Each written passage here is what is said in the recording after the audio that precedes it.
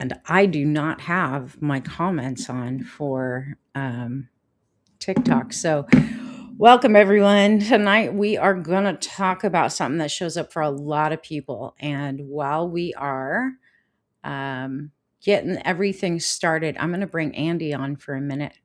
So, come on for a minute, Mr. Andy.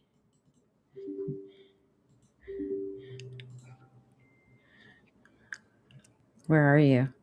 I am here. Hello. There I am. Hello, hello, hello. Saturday night. Welcome to it. And I just saw the notification pop up on TikTok for All UKNOT. right. So we're Cool. off and running on TikTok. We are off and running. Yes. Um, I'm trying to see I'm trying to get our chat up so we can see who's on right now. Okay. And it's, I don't want that. I want the live center. Why? This is not. Continue. I'm trying to figure out how to get our chat up. Okay. You're not seeing it on your screen, but it's up on TikTok. It's not up on TikTok? It is on TikTok. Yeah. The It is live chat. TikTok. Yeah, no, I'm just trying to get the live. I'm trying to see it on my screen. Oh, okay. Um, and monitor the chat. So, and it's saying I'm offline, so I'm on the wrong thing, evidently. I got to figure out how to do this consistently because this is funny. I can't see the chat. I may Uh-huh. have to open it up on my, um, oh, what is going? I've got recordings going. How did I do it before? It worked before. I don't know. Yeah. Who's watching? Hey, Camille. Neil's Long there. time no see. Okay, I've got some sort of background going. Is that you? Yeah, I got to turn that down. That's you feeding into you. I just turned down the audio. Yeah. A little that would have given us a feedback loop eventually, which we don't want. Yeah. Oh, she's on Facebook. She is on Facebook. You can see it on Facebook. Okay. What I'm trying to do is get my chat for TikTok to come up. And I know I did this last week and it worked. So I just need to get to the right place. So it lets me monitor the chat because right now I cannot see it. Um, and it's being a pain in the butt. So we're talking about once I can get this done, we're talking about getting beyond survival mode and having just enough tonight. Hello, Rox. How are you? It's not. Why are you not letting me? Okay, see, it's playing my other videos. Oh, Okay. I don't that's I'm just gonna open it on my phone because I don't know how I did it last time that made it work, but what I did last time is not working. And I and I don't wanna leave um I don't wanna leave mm-hmm. the TikTok chat out because we get a lot of people on TikTok watching, and a Yes, lot of we do. people last night were ready. Oh, do we have people in the chat room right now? Can you see them? On TikTok. Mhm. I'm sorry, you guys. You would think that it's so dang hard when you're trying to go live and do all these things. All right, there it is. Yeah, there's at least We one do person have people watching. in the chat. Hello, how are you guys? So I'm gonna have to monitor the chat, and Andy, you can help me like Mm-hmm. tonight with reading the chat. You can see both of us on TikTok. Hey Pat, hey Sammy, welcome in. Um, I can mess around with it and try to figure out why I can't monitor my chat. Um, hold on. Let me see. Rox is on Facebook too. Both Rox and Camille are on Facebook. Awesome. You guys are awesome. Cool. Uh, uh, uh. See, I'm going to try one more time because I think I had the wrong thing. And we'll just let everyone get in. Tell us how you guys are doing. You guys ready for tonight? And are you here because of what I did last night live on TikTok? Curious. I'm curious. You would think this would be easy. I don't understand why it has to be so difficult. Yeah. You can see us both. Cool. All right. Um, Sammy's saying yes, yes, yes. She came on.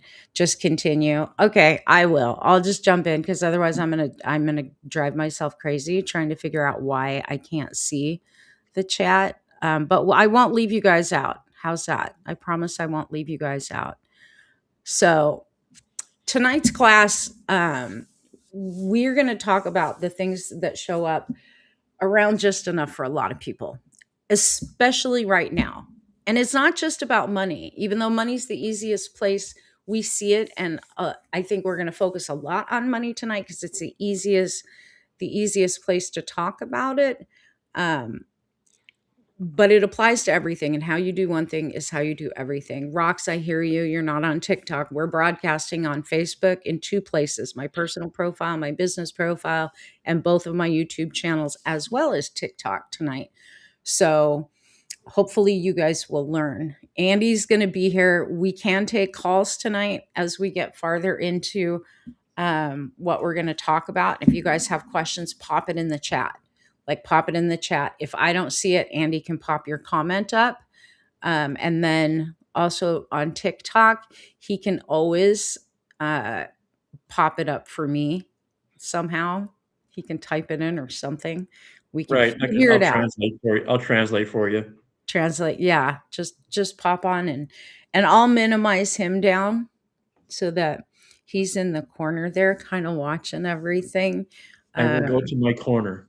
go to your corner. Yeah. And I don't know if you can mute. You probably don't need to. It's up to you, entirely up to you. Hey Rita, what's up? So it looks like the gang's all here. At least we've got some people coming in now. I didn't want to really jump in and start until everybody was here. And God knows the notifications on all the platforms, all the social platforms, are a little slow to the take. And because I'm not broadcasting from my phone, I can't share this out to whoever my followers are. And I'm even monitoring the chat on my phone, but on a different account, not on my normal TikTok account. So we're just going to string it together tonight as best we can and do the best we can. But this is an important topic. This topic came up, having just enough and not being able to break through it. It came up in my Charm Life group. And my Charm Life group is a 1-year immersion where people work on becoming so unshakable that no matter what happens in their lives, they are strong and empowered and fully able to handle things without worrying about the circumstances. A lot of our people throughout the years, we've been running Charm Life since 2014. A lot of the people in that class, it's kind of a mixture between trauma healing and advanced manifesting. It really is just about being the creator of your life, but you have to heal in order to be that and to embody that. We teach a lot about spirituality, but one of our people was asking me, um, she got hung up on a program about, just having enough money. And every time she would start to gain and go above her, what we call a set point, something would come along and wash it out. And some of you may experience that. So the pattern of just enough money, just enough energy, just enough time, just enough love and support, enough to survive, but never enough to really exhale. That's what we're talking about. So how many of you have that program, or how, like, you recognize, yeah, that happens? And I'll admit, like, full transparency, y'all, I've had to work on that with my health, because there's cycles in my health where I've gotten big sick, like cancer sick, on more than one occasion. I'm rolling, everything's going great. And then people need me, everybody needs me, and boom, my health washes out, and so do my finances. And it's like I have to start over constantly. So, and it happens like in a cycle of several years, right? Several years will go by, everything's going, and then boom, I'll hit it again. And usually it's because I will end up putting too many people ahead of me. And that is a boundary issue. Some of you might be able to relate to that. And if you can relate to that, if you know you've got like people rely on you and all of that, um, let us know. I want to know who this hits for. Rox is saying never enough money. Your health too. Yeah. So just enough or not enough, it's the same program. It will affect everything. Relationships, like I said, health, money, everything. The way that a program or pattern locks in, it will affect everything, not just one thing. And a lot of people that teach about money blocks and stuff like that aren't trauma informed and haven't worked with as many people as I have, they see different patterns and they think, oh, it's just affecting that one part of your life. No, it affects everything. So before we talk about like money, which is the main focus of where I'm going to teach tonight, you can apply it to anything. Before we talk about that, I want to talk about survival and survival mode, because a lot of people think they have a money problem when actually what they have is a survival system that worked. Your nervous system is trying to keep you alive. If you've lived through chronic illness or some major illness, any kind of trauma, instability, a caregiving role, addiction, just any kind of stress, maybe divorce, chronic levels of over responsibility, or even just long term uncertainty, your system, your brain, your spirit, it did not fail you. It adapted. Do you guys understand what I'm saying when I say that? Because survival mode's not a flaw at all, it is intelligence under pressure. And when survival mode runs long enough, it becomes a baseline for you. It becomes what normal feels like. And so many of you have been living in survival mode and you think it's normal and it's dysregulated. It's not just mental either, it is biological. Your nervous system's job is not to make you happy. Your nervous system's job is to keep you safe and alive. And it really learns how much energy that you can expend without crashing. It learns how much attention from other people it is safe. Sammy on TikTok saying my whole life. I hear you. I hear you. Yeah. A lot of people are stuck there. And that's why I wanted to do tonight's teaching for you guys on UKNOT, because at some point we'll open the lines. You guys can call in if you want to talk about whatever's going on with you and what parts landed for you and where you maybe can't see your way through it. Your nervous system will also learn how much money, how much ease, or how much stability won't trigger a threat to your safety, to your norm, right? And here's the thing, once your system learns any kind of survival formula, it will repeat it even after any kind of danger is gone, right? And for a lot of people, that formula becomes just enough, just have enough, just enough is safe. You guys get that? So it becomes our muscle memory, is what you're saying. Well, it's an unconscious, subconscious program. Like, no, there's no, like a lot of people will go, well, I don't know if I have that because I want more. I know you want more.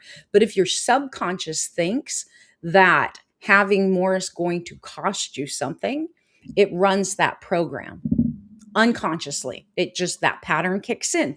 Kind of like a lot of the stuff we learned as children, right? The things our parents taught us that we don't even do consciously, we do it unconsciously. And it isn't until years later we look in the mirror and we're like, oh my God, I'm becoming my parents. Yeah, you always have been, but you didn't recognize it. But it's Right. built on several factors, right? your familial programming, it's built on cultural society. Like, whatever the day demands is what your programs are going to be built by. I survived every time. Yep. We do survive, and that's the thing. But we need to move beyond that survival mode lock in. And that's the part, like, I'm not telling you guys that we need to push our way through this either. What I like to do is unlock these mechanisms, and the first part of it is awareness. Why am I here? Why am I unable to push through it? What's putting it there? And the survival mode understanding will help you start to identify for your own life what that is and where it came from. And that's why I'm trying to tell you guys, like, trauma trains just enough into you. At some point, something taught your body more is not safe, right? So with health, like when we go through health crisis, any kind of illness or burnout, right? Your body learns that if you push too hard, then you can collapse. So it will cap your output. You only have enough energy to do so much, and you still may feel drained. That is more than just like a physical um, limitation. A lot of times it is tied to these programs that you don't even know you're running. On an emotional level, if love or attention or even visibility came with severe criticism, more demand, any kind of loss, your system learned, don't stand out too much. I had a program when I was growing up, because of my mom, and Andy, you know my mom, that would Yes, like I do. my program was, you can't hit a moving target. Stay invisible and keep moving because you can't hit a moving target. That drives a lot of unnecessary activity and output energetically. It also creates commitment issues and things like that, right? And some of you might have that. Rox is saying absolutely, yeah. Um, Now, with finances and financial trauma, you can pick this stuff up in your early years, your childhood. You can pick it up when you first become an adult and you have a job and all those things. You can pick it up in marriage, and then you go through divorce. There's many ways to pick up the programs of just having enough. If money ever disappeared suddenly, it was taken, or it caused major conflict, or made people depend on you, then your nervous system may have learned more money equals more problems, right? Could be. Maybe some of you have not experienced that. I've experienced that one too. The more I have, the more people want from me. And then finally, the last one, because this is one that came up in our class as well, responsibility trauma. Like, if you became the stable adult one as a child, like you were parentified, and you became stable too early, emotionally, financially, whatever, your system learned that you must not take on more than you can carry, right? Because you've been carrying it all for too long. It also creates sort of a resistance point if you grew up too fast, right? um Rocks, they use you. So these are all the stuff you're saying. I completely agree of what you're saying. That's probably been your experience, but I'm telling you, a lot of that is belief systems that are tied to what I'm talking about, right? Are people actually using you, or are your boundaries not strong enough, so then that happens? Do you see what I'm saying? And we'll get into that later. But I just want you guys to understand, like, your nervous system will only allow enough to survive, but not enough to what you think will what your body thinks will destabilize you. So, Okay. as you explained it last night or the other night, might have been Thursday night, enough equal for us, enough equals safe. Safety. Yeah. When we reach that plateau, how do we progress if we now are at a point where we feel safe with enough? Well, that's what we're talking about tonight. Right. I mean, but first, I want people to understand that what the have enough is in the nervous system. You know what I mean? Was Yep. there something else? No, I'm just I'm sort of revisiting Thursday night because Yeah, safe. Like when you have that program running, that it's safer to just have enough, and that is safe. Then having more equals danger. And what we need to do is figure out what is locked in and then slowly unlock the mechanism that kept it there. So, the first step to any change, I've taught this in Charm Life, I've taught this to you guys on live stream repeatedly, is awareness. Why is it there? What is driving it?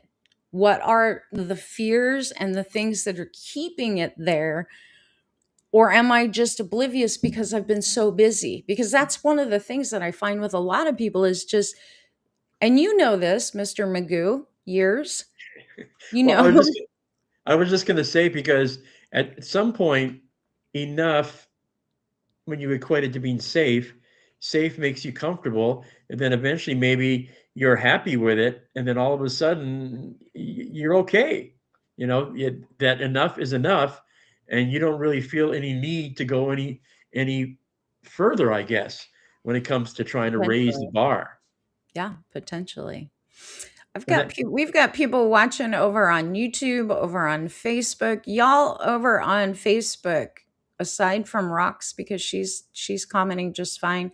We've got a couple of people um on YouTube, split between the channels. Say hello in the chat. Let us know that you can see and hear. Let us know folks that on you're TikTok, here.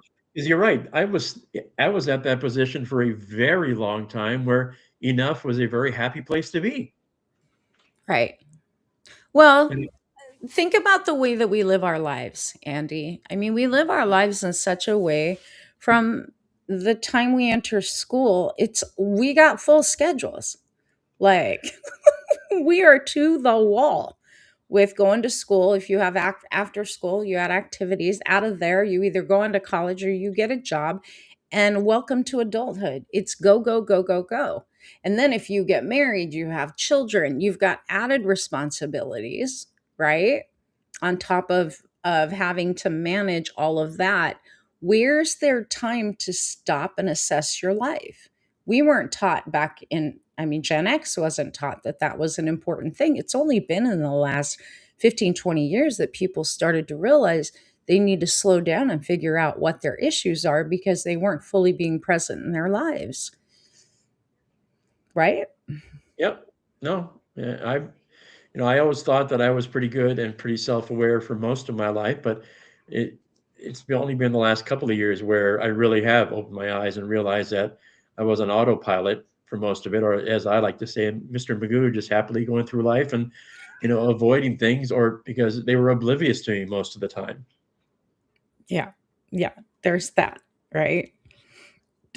The other part of that, though, too, um, until we go through some sort of a shift or a crisis, like in your case, you lost your life partner, right? And Mhm. it stops you. Certain crisis happens in our lives and it stops us. It can be illness, it can be the loss of a job, it can be the loss of a partner, it can be the loss of a freaking dog. You know, when I lost my husky, I went through all kinds of grief and had to reassess, fully reassess what is going on with me. And it was a good wake-up call. Right now, however, we all went into a little bit of survival mode during the lockdowns. And a lot of people never came out of it. You know, that put everybody into trauma. Like the rug was pulled out from underneath everybody, if you think about it, right? I put mine down this week. I'm sorry, Pat. That is like one of the literally, it's been since 2006. It's been 20 years and I'm not over it yet. Like, she was my best friend. And literally, I don't know if I'm ever going to get over it. I seriously don't know if I'm ever going to get over it, especially her. Like, she was the best of the best. So I am so sorry. All right. So what else were you saying, Mr. Andy? I got No, sidetracked. I was that was the point I was at, obviously, and you're right. There was a pattern interrupt for me, which was Maley's passing, because everything seemed to be working fine, and I've never had any major, in this case, since we're talking about, equating safety with money and stuff, I've never felt the need to want more, because we've always had enough to, and we were very happy. But with her passing, then the patterns change and things shift, and all of a sudden you start looking through a different lens, and then you wonder. Well, your I know I can't. priorities change too. Yeah. Yeah. So and I know I can't look back, the overthinker that I am, and wonder, did I miss a lot of opportunities? But you try to figure out moving forward how you can change things. Right. Yeah, and that's the focus, and that's, what you've been teaching me the last couple of years, that Well, and you now you're moving into, you're heading towards retirement. So having enough while you're working is one thing. Having enough when you're not working is a whole other like shift and path that we have to adjust to as well. That's And it, a different thought process, because yeah, you're lining your ducks up differently when you're bringing your career to an end and have to figure out how to keep the stream going. right. Absolutely. Um, and the thing is, like, when you're in the just enough mode, your body knows how to survive that level of pressure, whether it's with whatever predictable bills, predictable stress, predictable bank account balance, predictable level of responsibility. But when you want more, more requires recalibration. More requires you to lift that low set point, bring it up. And recalibration feels like danger to a system that's been trained that this is safe enough, this is good enough, right? Hold here. And somewhere there, and I'm going through this with my journaling and other things that I'm going through in Charm Life, is there is also a worthiness issue. Am I worthy of more? Do I deserve more? That's all tied in. They're all branches of the same root. Yeah. They're all little roots that come off of that same root. Rox is saying my husband passed 13 years ago and I never moved on. I don't know when it comes to losing people that we are really close to. If I've lost a lot of people in my life, um, we never move on from loving that person, but we do have to move on with our lives. We learn how to move on with that missing them, but we do have to move on. Like I had to learn how to move on with another dog, but I still love my dog. I still grieve her, mourn her, right? And that's better than what we did when we lost Snow White. We never got another dog. That's how important she was to us as a member of the family.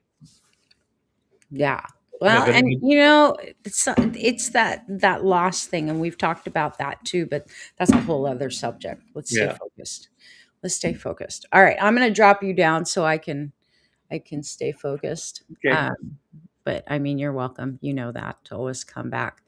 Anywho, understand that y'all, if you want to have more, and there is nothing, first of all, let me say this, there is nothing wrong with wanting more, especially when you're standing in the light, when you're standing in a place of love and compassion, when you are someone who is always a person of service.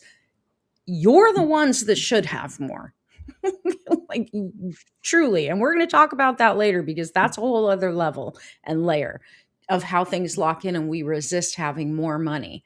And like I said, we're going to talk mostly about money. Y'all apply this however you want because it attaches to your life in different ways. But the thing is when we have to recalibrate, we have to change. There's things that our unconscious mind and our nervous system don't want to go through. It would rather repeat a familiar struggle than to risk anything unfamiliar, even if that unfamiliar is ease. even if that unfamiliar takes pressure off, your nervous system gets locked in and wanting to repeat things that are familiar. And I see this in people that get stuck in really destructive patterns with, abusive partners, abusive family members. Ah, I know, Sammy, they are true partners. So understand that, like, there's nothing wrong with you if you're like, yeah, I've wanted more. I didn't understand it, because most people don't recognize that they've got this locked in as a pattern. And then they go into blame, and blame and shame are the lowest energies. Lowest, and I'm talking low, like below hate. They are the lowest energies, and they put you into hopelessness. And some of the common things that people believe about themselves when they don't have more than enough money, they have just enough money, is that they're bad with money, or that they can't stay consistent. There's something wrong with them. They're not smart enough, right? Or they sabotage themselves, or they don't want it bad enough. No, that's not the fact. Your system, your nervous system, your body, your psyche is doing exactly what it was trained to do, right? It is doing exactly what it was meant to do, which is keep you safe, keep you alive. So tonight is not about pushing past survival, because I don't think that works. And I've worked with enough people, tens of thousands of people throughout the years, that I know it doesn't work. This is about updating your system that learned the rules of survival a long time ago, and those rules don't apply anymore, right? So when survival mode runs long enough, it creates what I call a set point.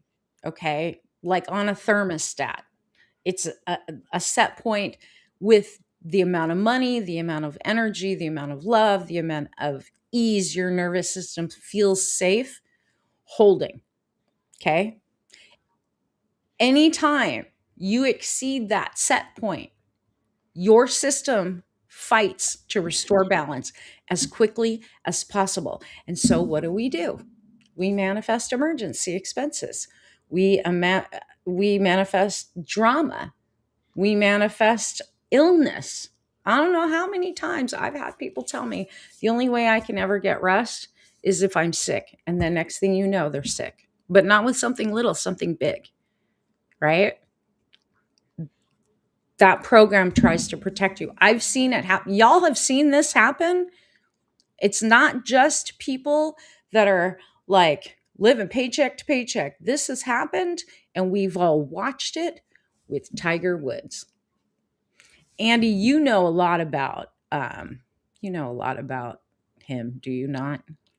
Yeah, I'm Like a his big fan. struggles. His struggles and yeah, I mean, he got through. He in his career, he accomplished great things. He had a family. He had a large home. He had just phenomenal career.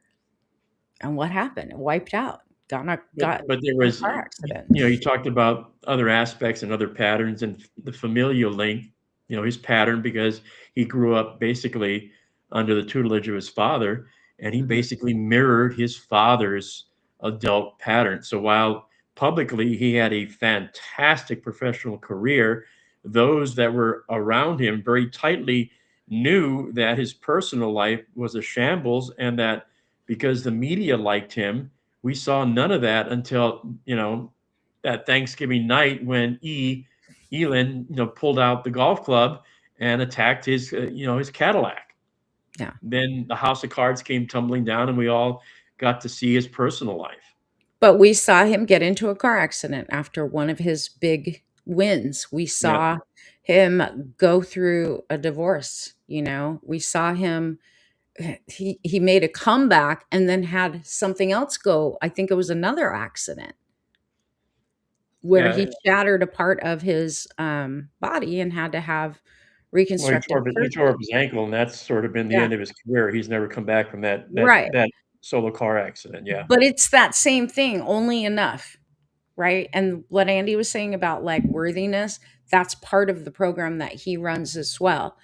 I followed his career pretty closely because he exemplifies that survival mode pattern of just enough. But for someone who has achieved great things, and here's the thing, y'all. I don't know if you know this, but there are a lot of high achievers that have that program. You'd be surprised, literally.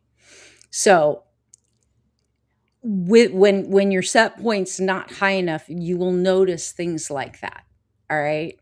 When you exceed a certain amount, and think of it like a thermostat, right? Like right now, I have my thermostat set at 74 degrees.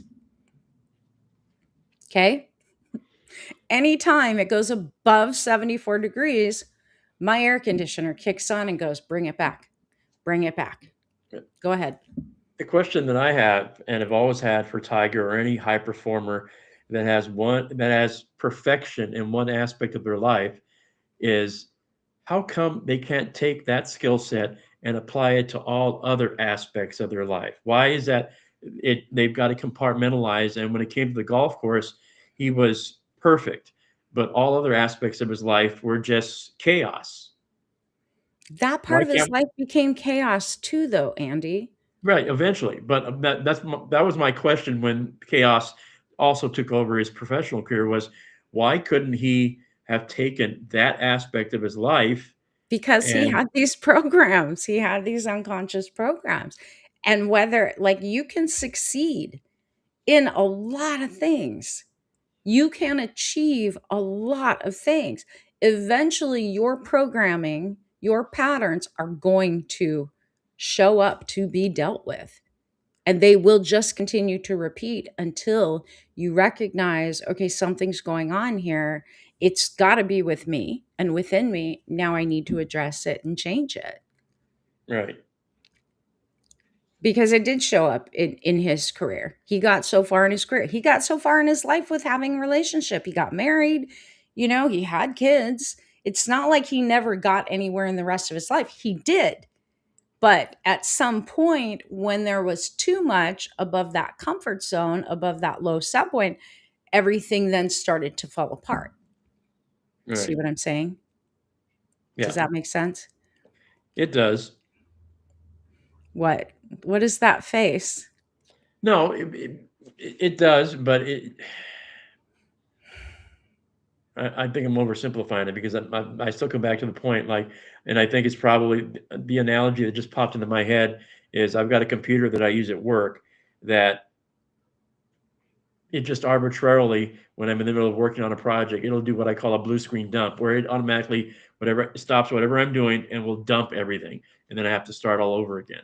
So there's something in that pattern that I have not figured out yet. That when I hit that point, I guess we hit in you know, So our own here's the program. thing that I know to be true about you, and a lot of other people. You want it super simplified. You're an overthinker. We know I'm this. trying to break it down to And its simplest. you're trying to break something down that is unconscious, and you want to know exactly what the mechanisms are so I can do X, Y, and Z. And you are a routine kind of guy. So you're like, give me the X, Y, and Z, and I'll repeat X, Y, and Z, and then that should fix it. You're looking for that magic. And I'm telling you, it doesn't work that simply. Everybody wants that. Right. No, Everybody you're wants right because I'm a firm believer, and you know this because we've had this conversation. I'm a firm believer in modeling. I see somebody doing something right. I try to look at what they're doing right, and I try to take that and model it. yes. It's yeah, and Yeah. but it's not that simple. No. Does anyone else that's watching have that? Like, y'all struggle with that? Because I don't think what Andy is expressing is that uncommon either. We all want, just give me A, B, and C. Just give me the steps. I get it. It's not that simple. If it were that simple, y'all, we would not chase our tails. And the thing is, like, I really want you guys to get, there's no shame in this. This is you have to retrain your nervous system. And what ends up creating this low set point, it's mental, It was your perception, whatever was going on around you when these lower, the just enough program set. It was your emotions and how you felt. And if that was a highly charged time, if there was a trauma involved, if there was just busyness involved, there's a certain level of emotion that has to clear too. And Andy, you know this better than anyone. How easy is it to clear emotions, Yeah. especially when you're grieving? How easy is it? It's not. I mean, and 3 years into my process, it's still things still pop up at I won't say inopportune times, but unscheduled times. There you So have it. it's a process that you figure out a way, to You deal with. figure out a way to survive it. Yeah, You are exactly. actually, for the last 3 years, retraining and recalibrating your life into something new, right? Without your partner. Yeah, But like that's not an easy thing, especially when it was an unwanted departure. You right. didn't want her to die, right? So I appreciate the conversation about it though, because you make a point a lot of, and men think about this, I think, differently than women. A lot of, like, men are very, just give me the directions, even though you guys are not good at reading directions. I know, because I've watched my dad do IKEA and I have to sit with him and read him the directions, or he won't, right? And then he'll have to redo the damn thing. You guys know, right? But here's the thing. When we're talking holistically, mental, emotional, physical, spiritual, with all of the energy, it takes more than just desire to shift it and change it. So I'll let you off the hook. I'll shrink you down.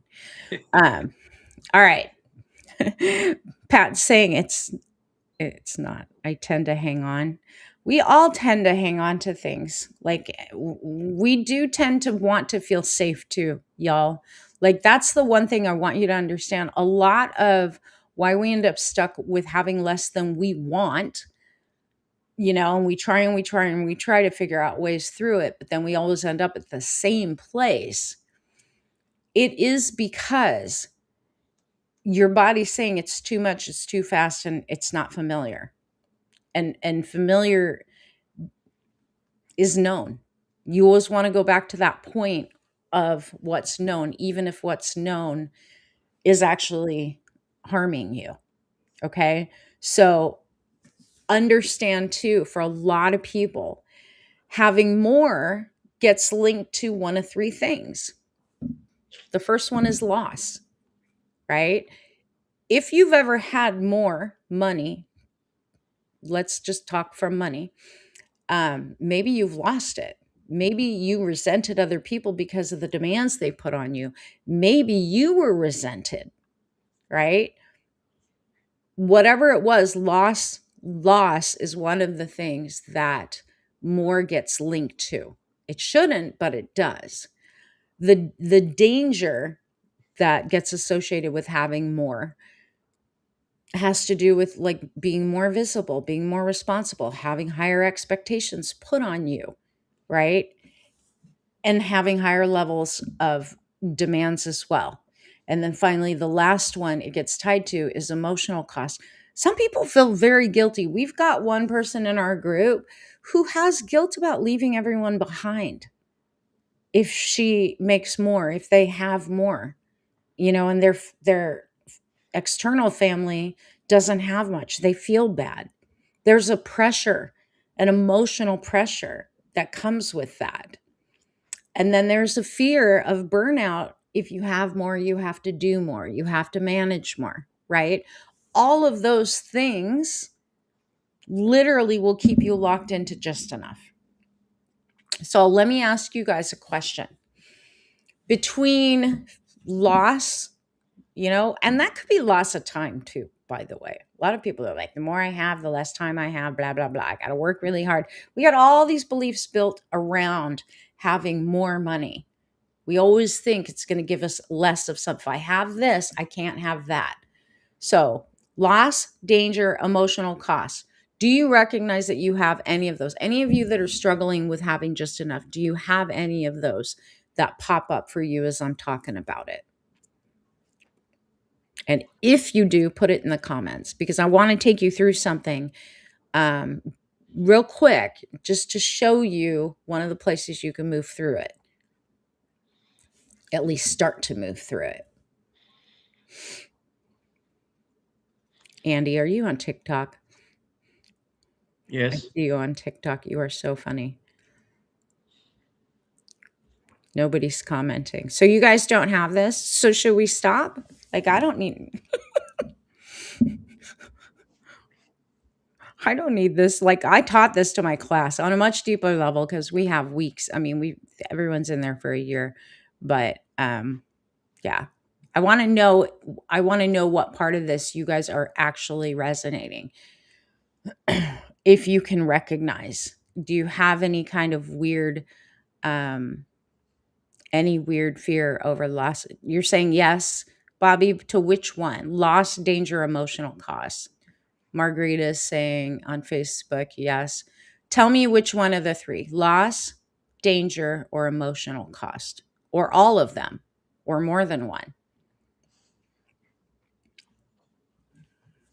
Do you have the guilt? Do you have that pressure? Do you have that fear of burning out if you try to have more? All of them? Okay. All right. So for those of you who Bobby's saying all of them. Okay. So for those of you who recognize there's something there about having more. And when I talk about loss and emotional, Sammy's saying, okay. So focus on that for a minute. And I want you to take a deep breath, all of you, and think about that. Having more, where do you feel it in your body? What part of your body tightens? Because there's a message there. Tell me in the comments. Tell me in the chat. And it may be that you something more than one place is tightening.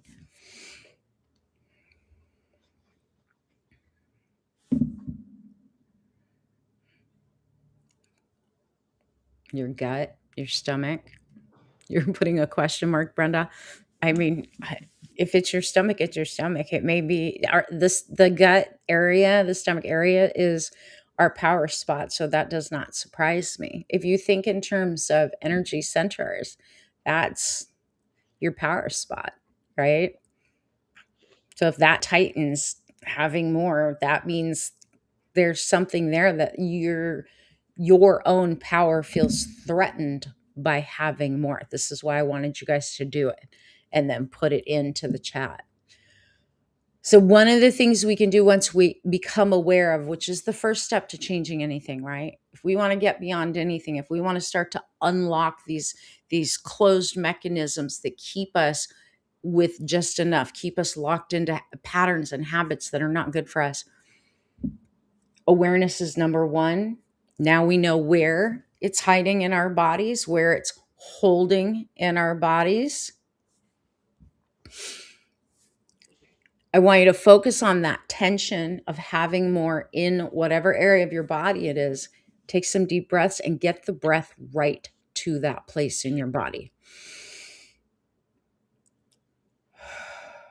And then I want you to just simply say, it's safe having more than enough. Just that much. It's safe having more than enough. We're not even going to individualize it and claim it yet. We're just going to breathe into it. It's safe having more than enough. And let's see if it unlocks just a little bit. I know it's not going to unlock it greatly, but it at least is going to start the process of unwind. All right? Let me know in the comments if that's shifting just a little bit. Margarita, are you identifying where in your body that it's hiding? Because see, body keeps a score. Anywhere you've got things that are locked in because of an old trauma, an old event, there's going to be pressure, especially when we're saying, no, we're going to move beyond that now. I want to move beyond that. Now that I know that it's there, I want to move beyond it. We're challenging that safety program. We're challenging the nervous system. You feel it in several places. Oh, so breathe deep breaths and just let the breath expand from the gut to the chest and out all the way. See if you can push it out the top of your head and all the places where it's locked down. And just say, it's safe to have more than enough. Safe to have more than enough. We're not going to push it right away. Because, see, people are like, fix it now, fix it now. Like, put a Band-Aid on it, damn it. And we're not going to do that. We need to give the brain what it needs to understand why it's there. And then we need to give the nervous system support to get beyond it. But there's a whole other layer here that I want to talk to you guys about as well. And that keeps it locked in. And this one, I've not heard other people talk about or teach about. I taught about identity a lot, identity shifts and what state are you in, you know. But there's an identity layer to having just enough, right? And that's a deep part. And it's identity loyalty. So if you survived your childhood, your workplace, your relationship, your health issues, your life by being, see which words resonate, scrappy, resourceful, self sacrificing, people pleasing, right? The one who figures it all out, the one everybody depends on, right? Sustained overflow, the sustained having more, threatens that identity. Not because you don't want more, but because more would require you to let go of that identity and become someone new. And we take pride. Tell me I'm wrong. We take pride in being scrappy. We take pride in being the one that figures it all out. We take pride in being super resourceful, right? We take pride in making other people happy. So anything that threatens that identity that you've been living in and it's been locked in is a threat, because then who am I? Without that, who am I? And part of your understanding needs to come in. You can be scrappy still. You can still be resourceful. You don't need to be self-sacrificing. You don't always have to be the one that figures it out or sustains everybody else. You can shift your identity to a higher place. I always have strength to move on, always. Yeah. So just understand that identity loyalty thing, that's where a lot of people get locked in and they don't understand. No matter how badly they want to shift, to change, to expand, to experience more abundance in their lives all the way through, they can, right? If you're the one that was like the hard worker, you work your ass off, you are the one that everybody knows you have your shit together and you will follow through. Having more strips you of that identity, but it doesn't have to be threatening, right? And then finally, the last layer I want to talk to you guys about, and that we have to acknowledge, especially right now, a lot of people, a lot of us are watching extreme greed, exploitation, and harm from the top of the system, those who are in the 1%, those who are power hungry and greedy. So unconsciously, and sometimes consciously, wealth becomes something that threatens all of your identity, all of who you are, and your entire value system, because it gets associated with extraction. And your nervous system doesn't want more if it thinks more means that you become like that. Does that make sense? And look, that's not even just resistance. That's just your conscience speaking. How many of you recognize that? How many of you have looked at the system and what's been going on? I know, Andy, you and I have had talks about the 1% a lot. I mean, you're in media, so a lot of your Yeah. stories. The the overthinker that I am, the question often pops up or gets mixed somehow is, in order to grow, you've got to become a little uncomfortable, get out of your, you know, your lane and get out of your comfort zone. But how do you know when the discomfort becomes disruptive and know when to pull back? Now, because you mentioned the fact that we're looking for fast food solutions. We live in a drive-by culture. You know, you can get your food, your dinner, going to a drive-through. Why can't my solution be just as simple as the way I get my dinner? And you talk to us a lot about holding space not only for others but for ourselves as we try to grow. So how do I bring all those factors together and know what's a good amount of discomfort for me in order to grow as opposed to being disruptive? Well, it depends on what is uncomfortable. That's unique to every individual. But for you specifically, what discomfort do you experience that you're questioning right now? Like, give me some specifics, because you know me, I don't do well with vagary. Right. um, at the moment, see that I'm not, I think I'm growing, but and maybe I'm not pushing myself enough because I'm not, and you and I've had this conversation.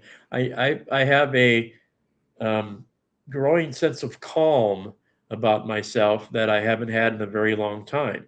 But I also feel that I'm also beginning to grow. And are those two mutually exclusive, or can they exist in order for me to grow? They, Because they can exist at the same time, right? For people like you, and there's a lot of people that are like you. And I've coached you for a few years now, so I think I know kind of where you're at. But you like routine, you like to stay busy, you like to give. So you're constantly on the move. But you like things to be predictable. Even though you deal with unpredictable things and events at work, you still like a very routine right, life. because at my foundation, my belief is that the systems get me through. You're right. My life can be, because I'm a media person, on any given day, it can be chaotic, but I'm able to get through it because I do have a system that I have embraced that Right. gets me through the circumstances. So when we're talking about, because a big part of your life, Andy, it's weighted towards work. Huge part of your life is weighted towards work. So when you're talking about, what kind of level of discomfort, you know, before it becomes disruptive, I've yet to see you go into a level of discomfort that shifted into disruptive. But here's the thing: disruptive is not bad. Think about that for a minute. In fact, what do we need on this planet right now? We Yeah. don't Well, need same old, same old. We right, need disruptive. We need to interrupt the pattern. In order to change anything, we have to interrupt the pattern. And then we have to sustain that interruption and create something new, and then create that new level of safety with the new. right. But see, you just touched on a point that brought me a moment of clarity, which happens a lot when I'm having conversations with other people. Because, my circumstance changed when I took on additional responsibilities at the radio station. And the area that I moved into, although I didn't perceive myself to be disruptive, I was the disruptor because I went into the circumstance and put new systems into place. which were okay with me, but for the people surrounding me, I was being disruptive. So it, I was Not being always a bad thing. right. So, but yeah, you made the point right there, and I was being disruptive, but I didn't think I was. But to those people that I was now working with, I was. Yeah. So you understand, like, Yeah. sometimes change requires, I think, a level of disruption that we all have to embrace. So many, and that thing of like, I don't, I can be uncomfortable, but we don't want to be uncomfortable with the unfamiliar and the unpredictable. If you're going to change anything, especially a set point that has a pattern set it and it's not high enough, you've got to be willing to go through the unpredictable, the discomfort, and the disruption. Period. End of story. But isn't that sort of the irony of the situation? Because we all want change, but we don't like it. And that's what I'm saying. Get used to change. Yeah.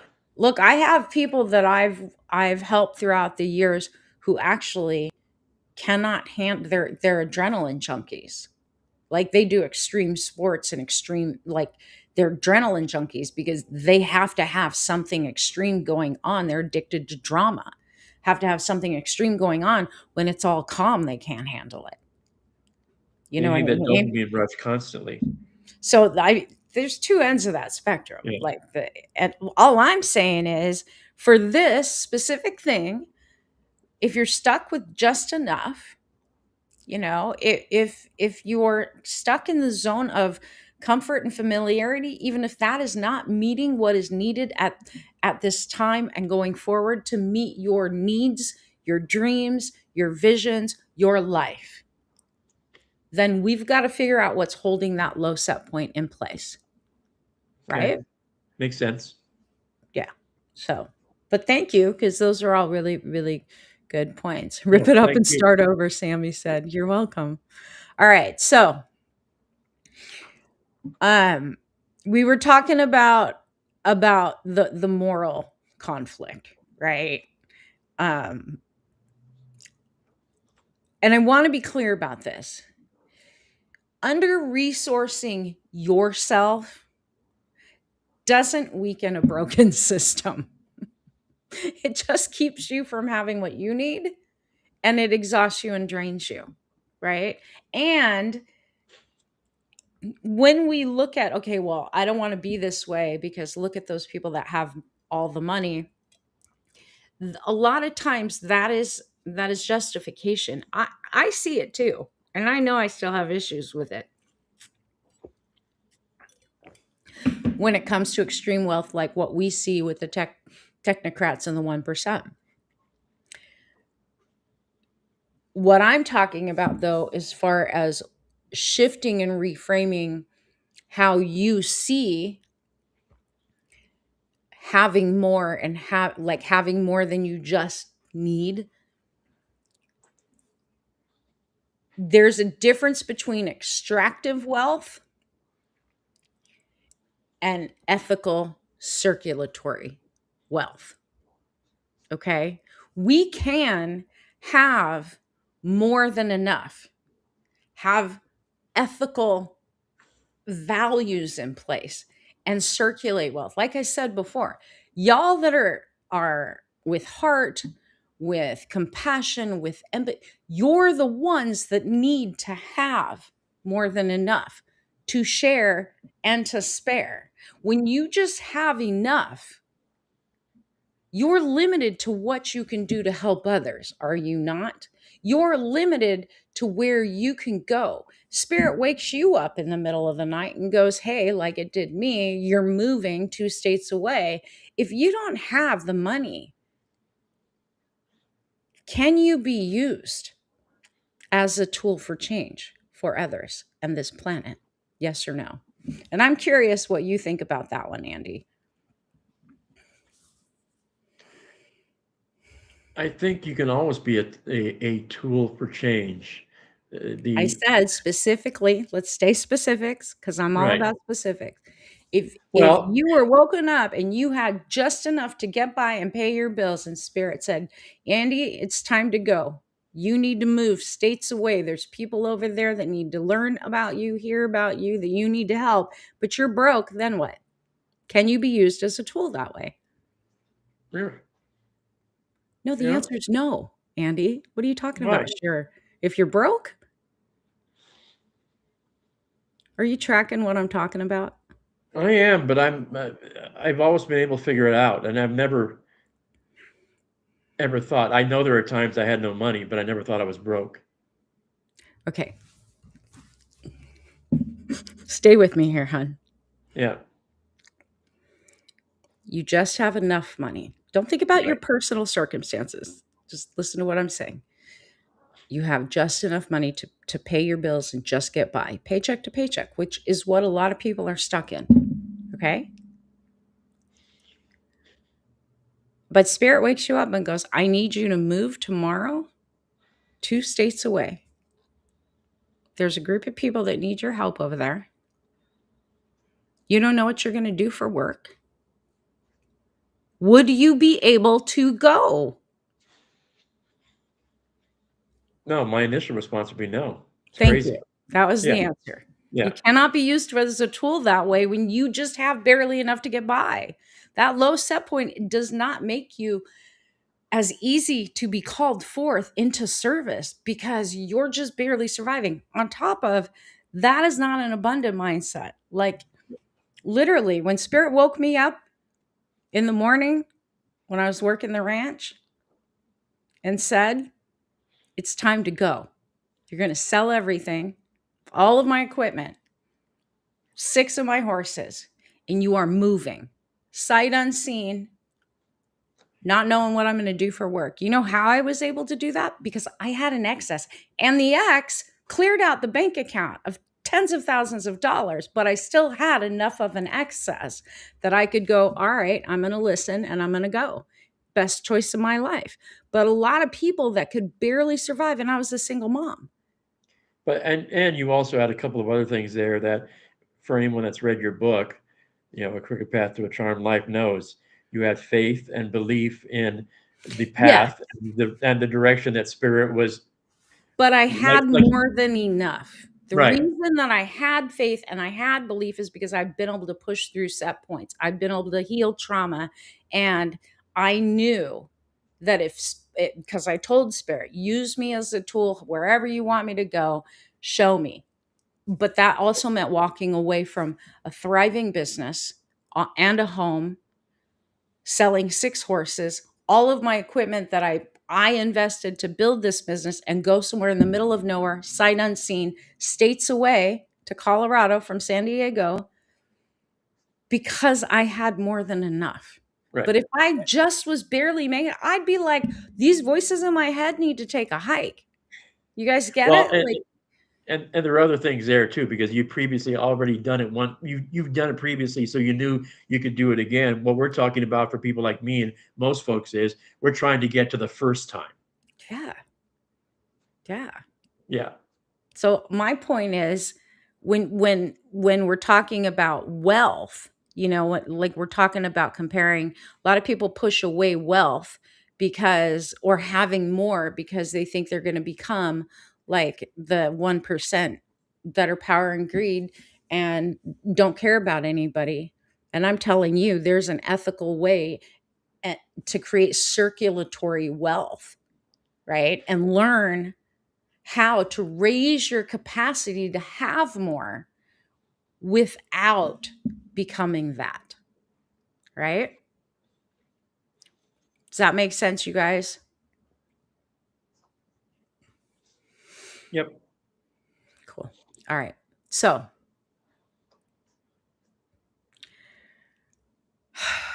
a lot of us, in order to break through this stuff, right, without forcing, and most people try to push, to force, to analytically figure it all out, and it doesn't work like that, right? You don't.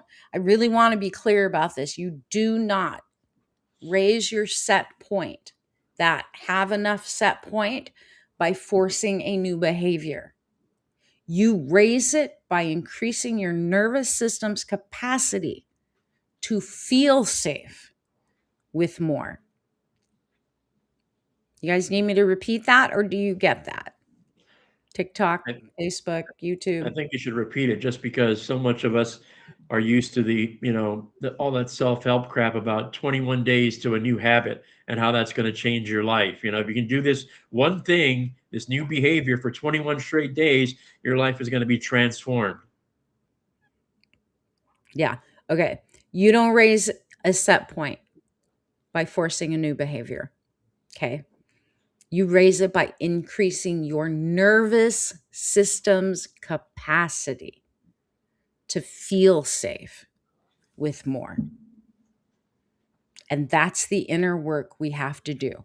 So there's a few things that you can do to start the process. You guys want to know what they are? Put yes in the comments if you want to know what they are.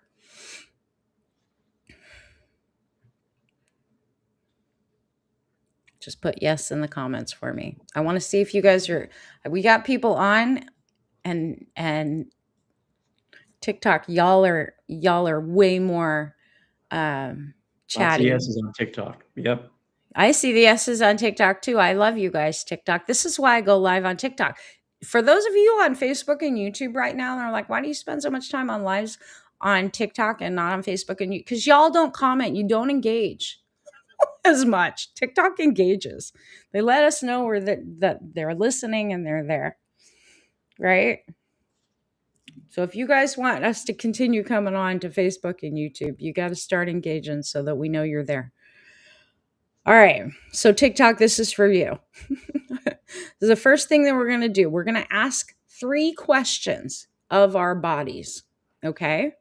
Not your mind, not your head, not your analysis. We're going to ask the first question, and I want you to pay attention. Pay attention in your body where it clenches to this question. And I want you guys to write this down. In fact, let me see if I can write it down for you, for y'all. Hold on a minute. I'll pop it up on the screen. And that way you can screenshot it. How's that?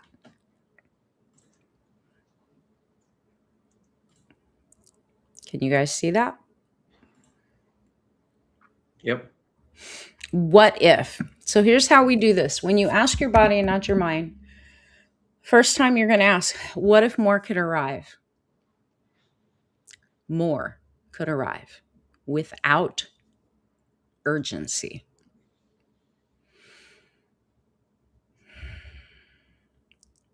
Do you feel tension around that? And if so, where in your body?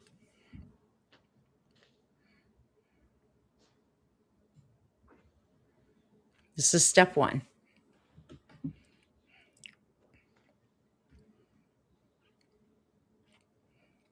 Check in with your body. We don't want to ask our heads, we want to ask our bodies. And there's a reason behind that. In your back. Interesting. Okay. Interesting. Pat's saying he's got nada.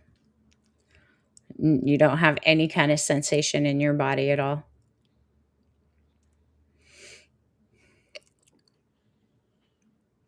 And by urgency, this is what I mean. Because here's the thing. Tell me, how many of you, when you get extra money, like say $1,000, $5,000, maybe even just a few $100s above what you're normally operating with. The questions on the screen, Margarita, what if more could arrive without urgency? It's right there. Yeah, no, you're good. No worries. What ends up happening when we get money, it could be a gift, it could be a bonus, it could be a scratcher, right? If that's above our set point, one of the first things that happens is an impulse comes in to get rid of it. Like I said, it's like my thermostat with my air conditioner. Anytime we go above 74 degrees, that air conditioner kicks on to get it back to 74. Keep it at 74, right? Or lower, but don't let it get above that. Our impulses kick in and go buy something for someone else. Oh, I need to go take care of this. There's an urgency when that money comes in to figure out where to allocate it. Does that make sense? You hoard it. That's okay. I mean, if you're hoarding it because you're trying to hold and contain more and it's not out of fear, there's nothing wrong with that. You have to spend it. That's the impulse, right? That's why I'm saying this question. Ask your body, what if more could arrive without urgency? And by urgency, I mean that impulse to get rid of it, that impulse to spend it, that impulse even to do like what Sammy's saying, to hoard it, right? A lot of us, when we go above the set point, there's just going to be things that start to pop up. There's an urgency all of a sudden. Oh my God, right? Because it does not feel safe. You don't even know you're doing it. When you ask that question in your body, you figure out, where do I feel that? If you're not feeling it, okay, maybe that's okay, right? You heard it too. Okay. Where besides your back do you feel it? Do you feel it in your gut? Do you feel it in your shoulders? Do you feel a tension or a buzzing around your head? Do you immediately go up into your head and figure out, what am I going to do with this? Right? These are the things we have to ask. Once you've done that, okay, we start to shift it by doing this. If when you ask that question, there is some level of urgency, when you imagine, okay, I'm getting $1,000 more, $5,000 more, and now there's this urgency, or there's this impulse. What do I do with it? What do I do with it? I want you to ask that question again and change the inflection. And this is just a tool that subtly starts to shift it. Wherever you feel that tension in your body, or that resistance in your body, that impulse in your body, if we change the inflection, and instead of going, what if more could arrive without urgency? And the first time there's an uncertainty about, can it arrive without any level of urgency? Can it arrive without me wanting to go spend it? We just change how we ask, just an inflection. What if more could arrive without urgency? You can change that word urgency if that doesn't land with you. But for me, it's a universal term for people, when talking about their impulses and the need to spend it, or the need to hide it, or whatever, right? What if more could arrive without urgency? I want you to say it out loud, and I want you to see how that shifts in your body and in your mind. Shoulders, Sammy. And then let me know in the comments before we go on.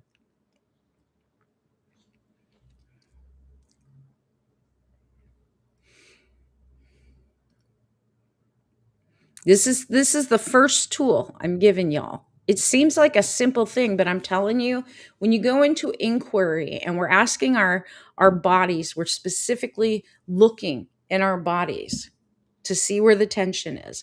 When it happens in the shoulders, right? That's usually because there's something tied to that fear of more responsibility, right?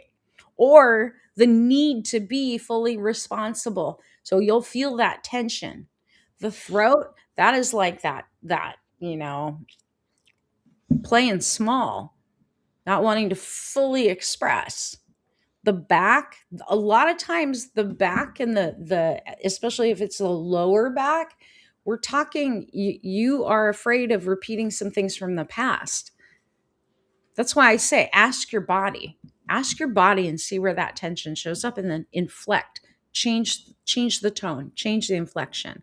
Sam is saying it's loosening. Yeah, keep asking. Just be in that place. Y'all, questions drive curiosity. Curiosity takes us out of the need to be defensive and guard up against something. And when we guard up against something, that's when your nervous system stays locked in and that lower set point stays.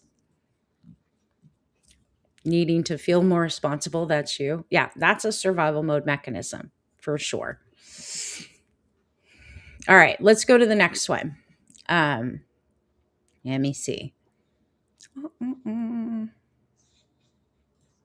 Here's the next question I want you to ask yourself. What if nothing bad needs to happen after something good? In terms of more coming in, what if nothing bad needs to happen after something good? You know, I've heard from thousands of people in my career. I don't know about accepting good things, having more, because something bad always comes and wipes it away. That's just a set point, it's just your nervous system. So ask that question in your body, see where it hits. What if nothing bad needs to happen after something good? Or what if nothing bad needs to happen when you get more than enough? Where does it hit for you? And does it hit for you? Where's the tension? The body keeps the score. I'm telling you guys, the body always keeps the score.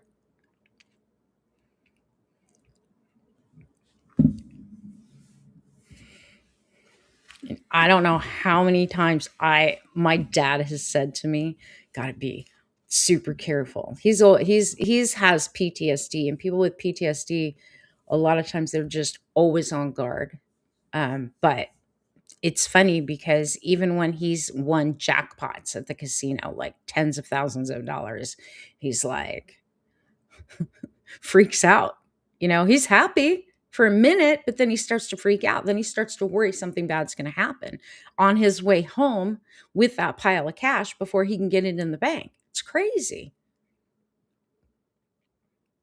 And it's not that unusual. So this is why I want you guys to ask that question. What if nothing bad needs to happen after something good, after getting more?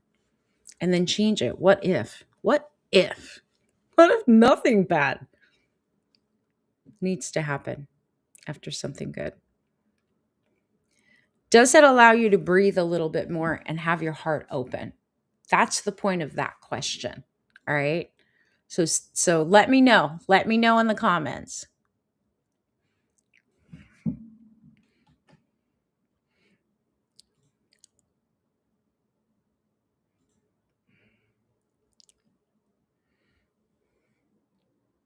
What does that say, Pat? Ofer?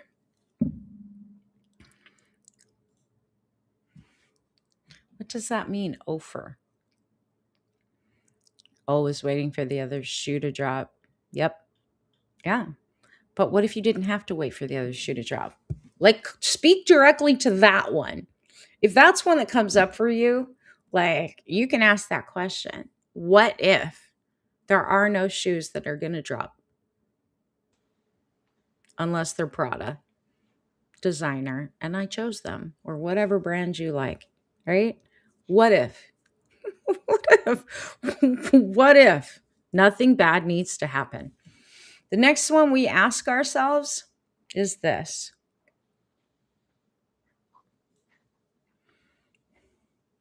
What if overflow doesn't require vigilance? Most people that are stuck in just enough are hyper vigilant when it comes to their funds, their money. I often notice when I notice things are great, something does happen to undo it, even if I'm not thinking negative. Gotcha. Yeah. Well, that's just a program, Margarita. Like, for real, it's just a low set point. It is a safety mechanism that your nervous system put in place, and it repeats that to wipe it away, just like my thermostat. Just like my thermostat. My air conditioner kicks on, takes that added heat out, right?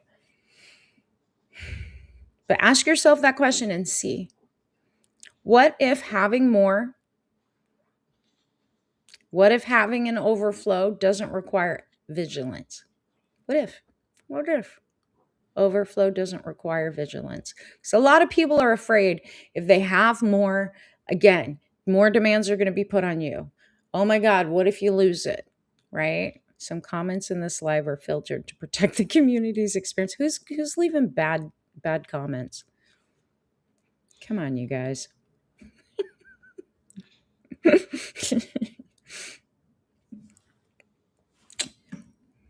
You guys Trolls. can write those questions down and play with them. What were you saying, Andy? The the last question about requiring vigilance, that seems to be like you get this increasing sense of now that you have more, you need to be more responsible. So that the Yeah. vigilance needs to increase when it really doesn't. Yeah. A lot of people have that. Yeah. Yeah. That's how my dad is. He's funny. You know, he asks for it, he wants it, he manifests it, and then he's like, I gotta, you know, it's crazy. And then ends up, losing it or whatever, spending it. And then he's like, "Hmm." And Yeah, then he goes back in the cycle again to make more. that moment of happiness and joy that you get when you get the um, more is overshadowed by all the worry that ensues after that little brief burst of happiness. Now like your dad, or I'm sort of in your dad's mindset too. I immediately start to worry about, okay, now what do I do? See, and you shouldn't have to. Yeah. Yeah, Sammy's saying we can't relax, but you can. This is so use that one. When you guys start to come up with these things in your head, right? Where you actually are identifying your own resistant points within your mind, right? I can't relax. Well, turn it into a question. What if I could relax more with more? What if? What if I could relax more when more But came? isn't that the whole point, to get to that point where you get more so you can relax? Yeah, absolutely. Yeah. I mean, absolutely. But I think a lot of people just want more because, they're tired of struggle. And that's a layer we'll probably have to get to next in the next one because it's too much to cover. Like y'all, this is layered. Like literally we did what, 2 hours the other night almost Yeah. in Charm Life. And you guys have been working on this stuff. You already know my teachings. So and we went a little deeper in there.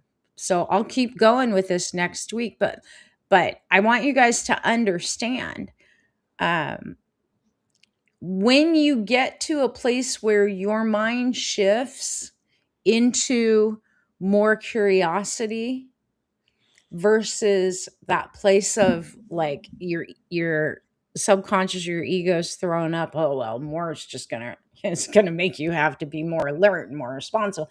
Like once you get beyond that and you can shift it by changing your tone, changing the way you're asking that question, allowing the breath to fill the part of the body that is still guarding and resistant, and you start to relax a little bit, keep asking, just keep asking. You'll know that it's shifted, really shifted, when there's not a reaction, where you can ask that question and there's no story, there's no, but, right?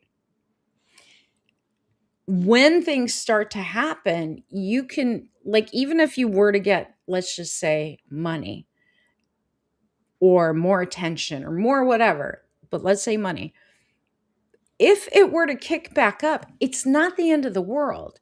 All it is the old pattern showing itself. And then all you need to do is acknowledge it and keep telling yourself, I'm still safe, right? Our patterns feed. And I really want you guys to get this, so much so I'm going to write it down for you. Let's see. Whoops.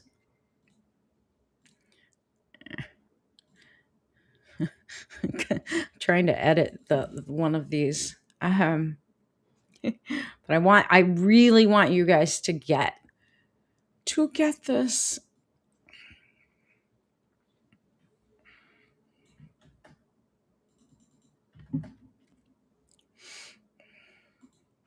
especially those of you who struggle with the money stories.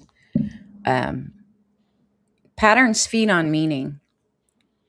It doesn't feed on the expense or the event or the trauma.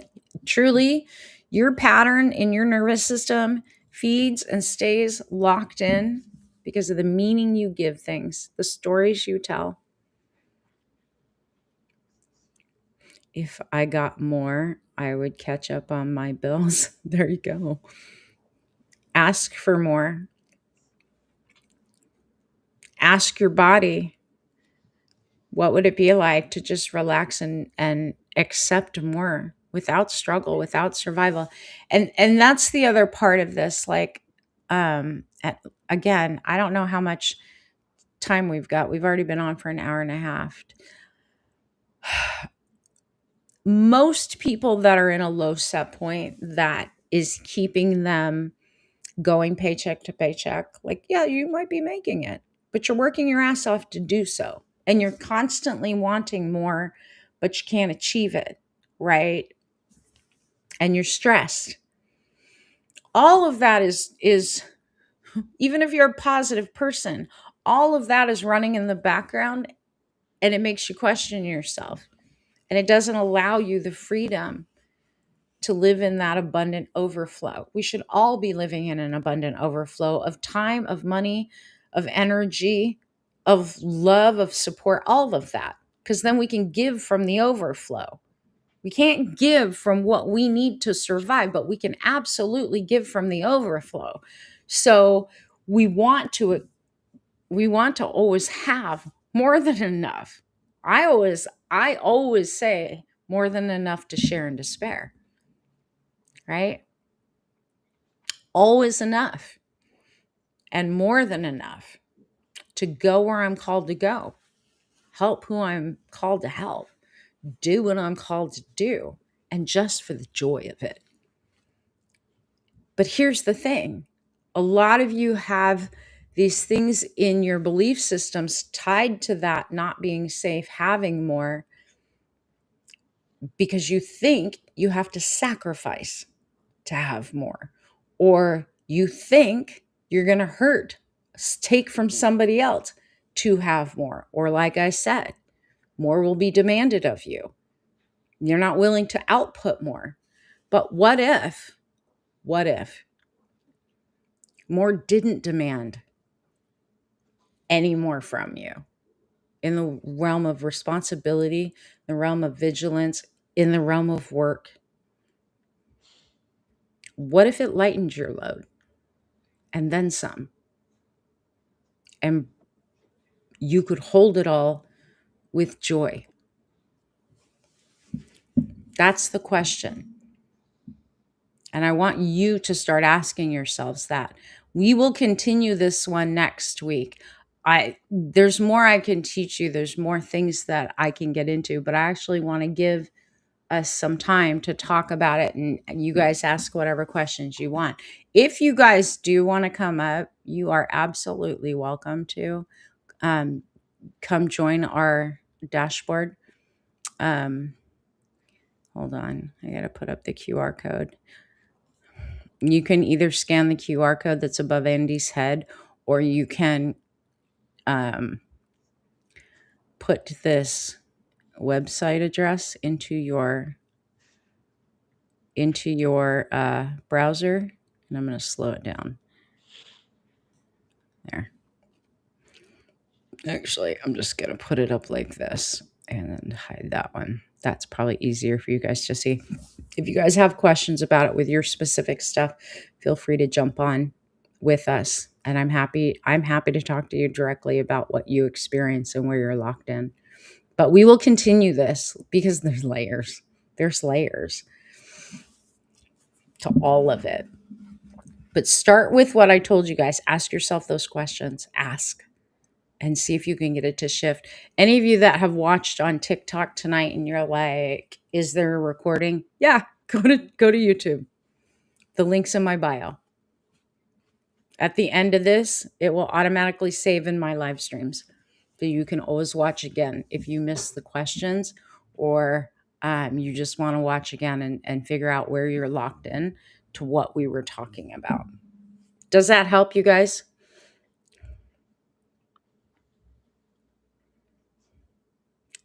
Does that help, Andy? Just kidding. A lot. Well, because we spent a couple of hours on this on Thursday night, and you and I have talked about this in our one-on-one sessions. So yeah, this is just the very beginning, and as you begin to peel the layers back, and the most intriguing part for me, and it's easy to lie to yourself, especially when you're by yourself.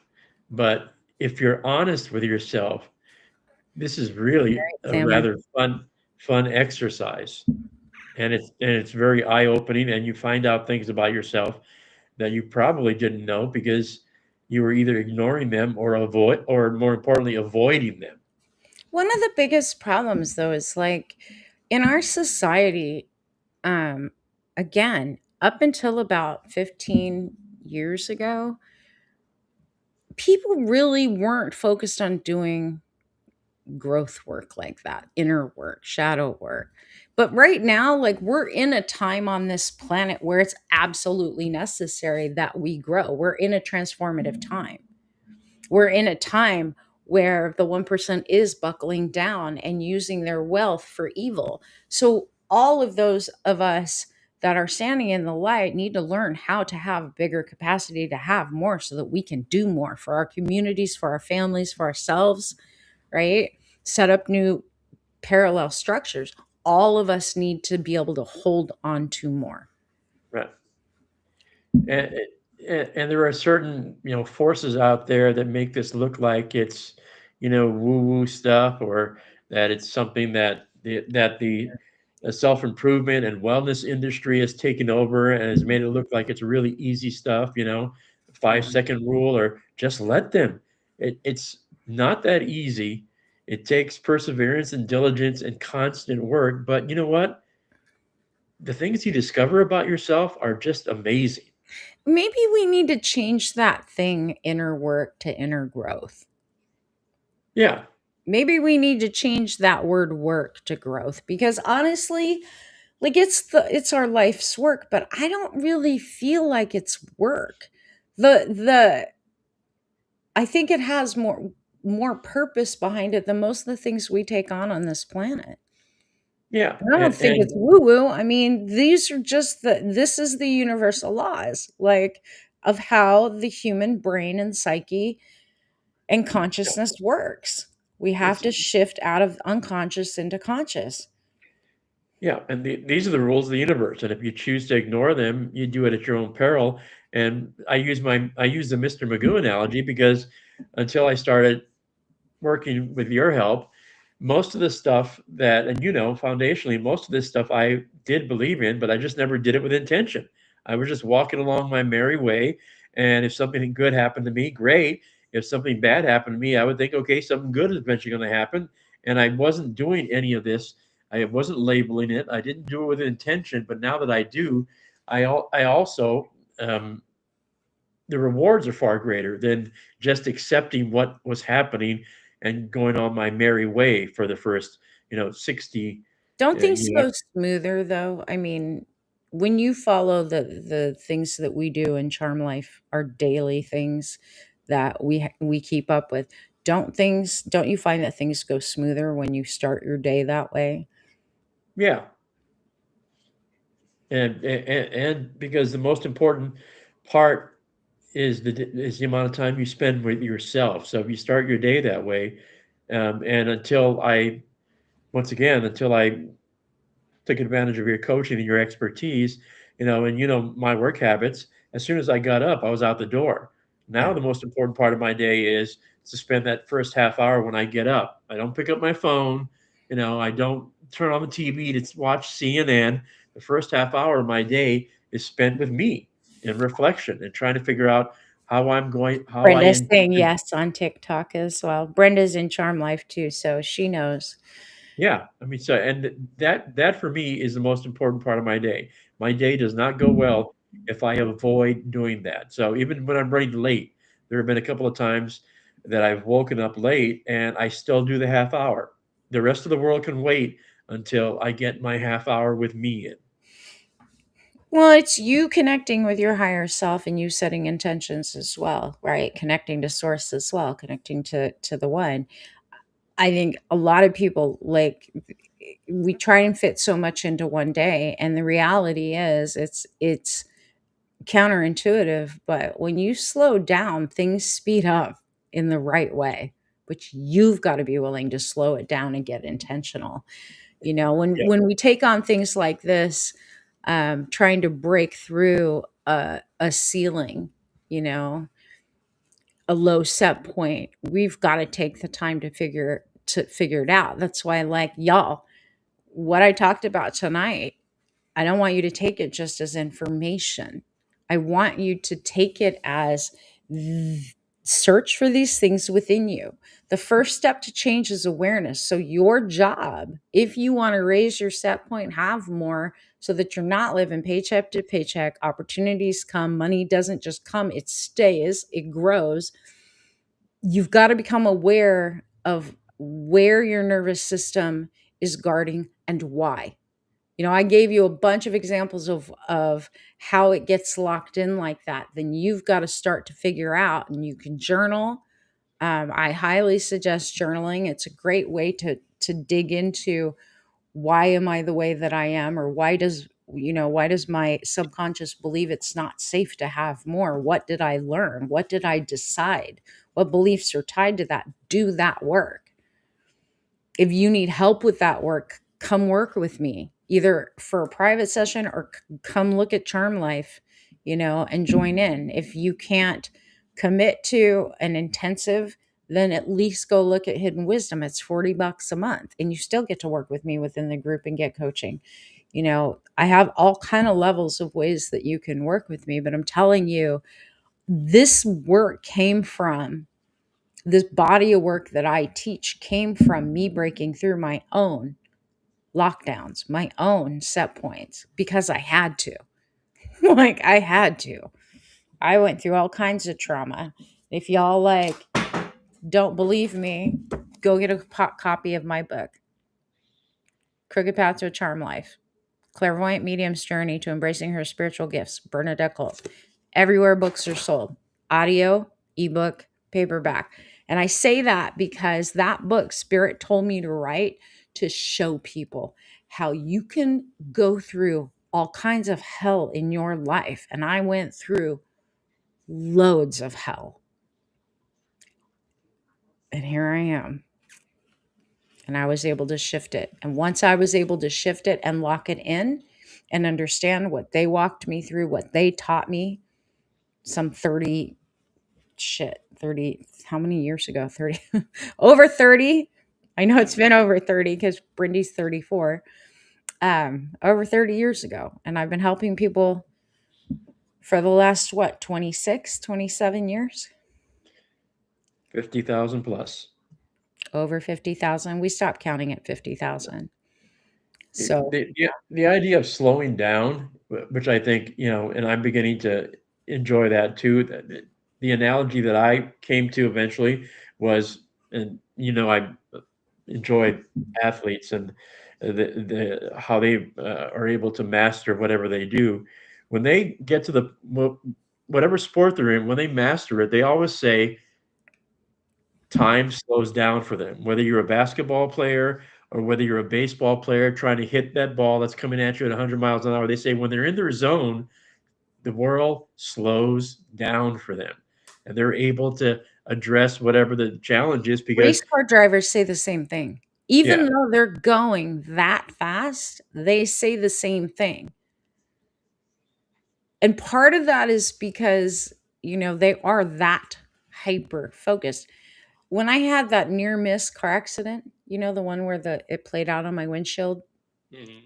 before it happened in front of me, um, everything about that slowed down as it happened. Literally, I watched that car go flip and roll inches from my bumper. And it happened in slow motion, even though we were all traveling over 60 miles per hour. Time is a funny thing. and it's not real to begin with, but it is circular. And um, the more focused we are, the more slow and intentional we can be. Funny enough, the more in control we are of what unfolds afterwards. We become more masters and creators in our own lives and in our reality. That's the one thing I want everybody to know. I don't give a shit what's going on in the world right now. I mean, I do. But I'm saying I don't let what's going on in the world, in politics and all the bullshit, determine how I feel about myself, my life, my family, my future. There is a, I'm going to say it. We don't have that many people on. I don't normally share this outside of my Charm Life group. We have a mantra in Charm Life, and this is how it goes. I don't care what you think. What you think is none of my business. What you think will not affect my next move. That very mantra changed my entire life. It was the beginning of changing my entire life from survival mode, people pleaser, over giver, overachiever, and put me on my center when Spirit taught me that one. And I teach that one to my Charm Life people, and we have to learn how to live it. When you can live from that place where it doesn't really matter what anyone else is doing, and what other people are doing or trying to do doesn't have to affect you, should not put you into fear, should not be able to dictate who you are, how you are. It's amazing that your power doesn't sway. You might, like, I am angry about what's going on. I half the time can't believe my eyes that the shit that is happening and unfolding in front of us. However, there is this stronger, more centered part of me that knows no matter what happens, not only is it going to be okay, it's going to be better than I can even imagine. And it is all working out for the good. And this much I know. So I want you guys to hold on to that for real. Sammy's saying, damn, it's cold outside. Where are you, Sammy, that it's so cold on the East Coast? I was looking at the weather where Bella is, and it was like 22 feels like 4. And I'm like, I don't miss the snow. I do not miss the snow. She said it's -3 outside. Where the heck is that? Yeah. Ooh, Me and my dad were out running the rototiller today, leveling the ground to put our solar panels up in Pennsylvania. So you're not far. My daughter, my youngest, lives in Virginia. So I was checking on her weather. My dad's like, how's Bella doing? I'm like, Bella's cold. She's just oh, cold. I'm glad I'm not. Scranton. Wow. Stay I warm. I I will don't say miss. this. I'm a member of both groups, Hidden Wisdom and Charm Life, and there are times, and there have been times through my journey the last couple of years where you feel like you're alone, and what I'm going through, is a very individual journey, and I'm the only one that feels that way. But then when you get to a sacred space and you share things with other people that are there to also grow, it's it's awakening, it's enlightening, and it's freeing. And I look forward to both those sessions, the Thursday session and the third Wednesday of the month when we get together, because it my moments, and Bernadette and I have talked about this because I have a tendency to internalize everything and keep my own counsel. I've learned more in those sessions and gotten moments of clarity from other people as they talk about their challenges and how they're working through it. So the sense of community that Bernadette has built is fantastic, and it's something I always look forward to, and I think the other people that are in the space also do, because it allows us to be ourselves. Yeah. Pat saying, how many kilowatt solar did you get? So I got 6 panels that are 440 bifacial. So I think the input, it's under what we can input. Um, but like we can input 3,200 into our generator, but it's still enough. Like I went 2 panels under just because of the temperature swings that we go through. Super cold in the winter, which then raises your voltage. And I don't want to blow the system. So we got 6, but these panels are huge. I mean, they're huge. They're much bigger than I thought. They're like 6 feet tall and 4 feet wide. Um, they're That big. is big. Yeah. And we're ground mounting them on racks. So two, three in a series, 2 rows or 2 series, whatever, because I have 2 inputs into our whatchamadink generator, solar generator. My electrician came out this week and he was like, he looked at all of it so that he could figure out what he needs to do. And then he was like, damn, that's a nice system. I'm gonna go look at that. Because he doesn't like the EcoFlow. He's installed a couple EcoFlows for people and he goes, I don't like them. He goes, your system is actually the way it's set up, it's nice. And I did all the research. So yeah. You're a deep diver. It helps. Yeah. You've been watching some videos. Telling you, Pat, if you don't get enough sun, I mean, there is always like wind. But with the anchor system, you don't have to use solar panels to charge it. You can charge it with off peak, like you can charge it by the house. And then, depending on what you're running on it, you can go, depending on how much wattage you have. We have two expansion batteries. Literally, when I plug it in with the two expansion batteries and the original battery in the system, which puts us close to 12,000 kilowatt hours, it literally says I can last, what was it? Without anything plugged in and pulling a draw. It said 50 days or 30 days. It was some ridiculous amount. And I was like, yeah, watch. I'm going to plug in a heater. Now let's see. And then it's like 8 hours with a high draw heater, right? But I've rated everything, and that's with no input coming in. With solar coming in, it's a whole different ball game. Unless you're out in the open, it's dirty wind. Oh, gotcha. Yeah, we don't have enough wind here in Texas, but we got plenty of sun. So, yeah, surrounding because of your surrounding. Yeah, no, I hear you. I hear you. Anywho, you guys have any questions? Hopefully that helps. Next week, we'll get more into some of the things that hold us back on beliefs. We'll go a little deeper into the ways that y'all lock yourselves into that lower place. But I want you to start to see if you can at least get some internal shifts going. Get it to that place where it's no longer a what if. What if I can have more, hold more, raise my capacity, and it doesn't cost me more in sacrifice, in suffering? Because again, most people are afraid of loss. They're afraid they're going to have to sacrifice. They're afraid of some sort of suffering if they have more in their lives. And that could be more money, more love, more health, more whatever.